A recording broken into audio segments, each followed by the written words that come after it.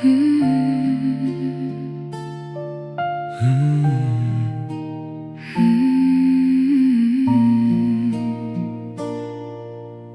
គិតថាបងភ្លេចអូនបានហើយ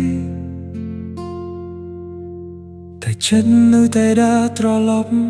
មកទីនេះអូនគិតថាអូនរឹងមាំគ្រប់គ្រាន់តែពេលឃើញបងបេះដូងនៅតែឈឺយើងទាំងពីរមានពីជាច្រើនមិនទាន់បាននិយាយថ្ងៃនេះយើងឈរមកគ្នាវិញមិនមែនដើម្បីប្រលប់ទៅដូចមុនតែដើម្បីនិយាយពីចុងក្រោយដែលនៅក្នុងចិត្តយូរមកហើយបងលែងស្អប់អូនហើយអូនក៏មិនភ្លេចបងដែរតែស្នេហា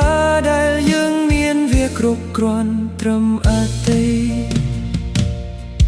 អូនសង្ឃឹមបងបានជួបនរណាម្នាក់ដែលអាចនៅក្បែរបងដូចតែអូនមិនអាចបងសង្ឃឹមអូនរស់បានសុខសប្បាយជាមួយជីវិតដែលអូនបានជ្រើសសំទោសចំពោះអ្វីទាំងអស់អរគុណសម្រាប់អ្វី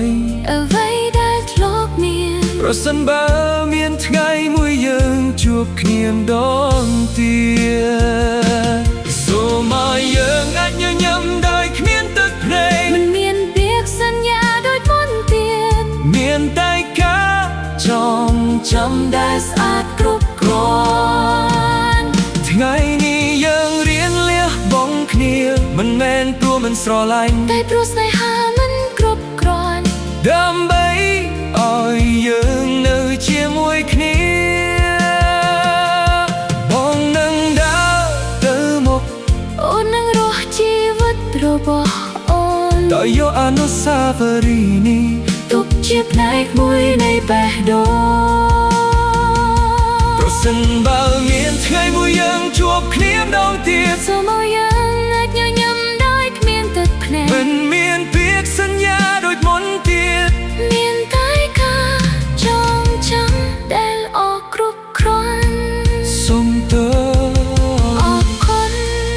លាហើយស្នេហា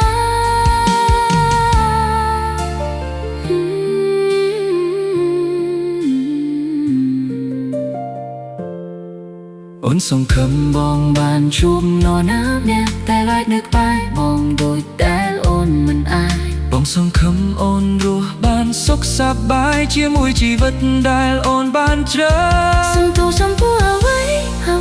ទាំងអស់អរគុណសម្រាប់អ្វី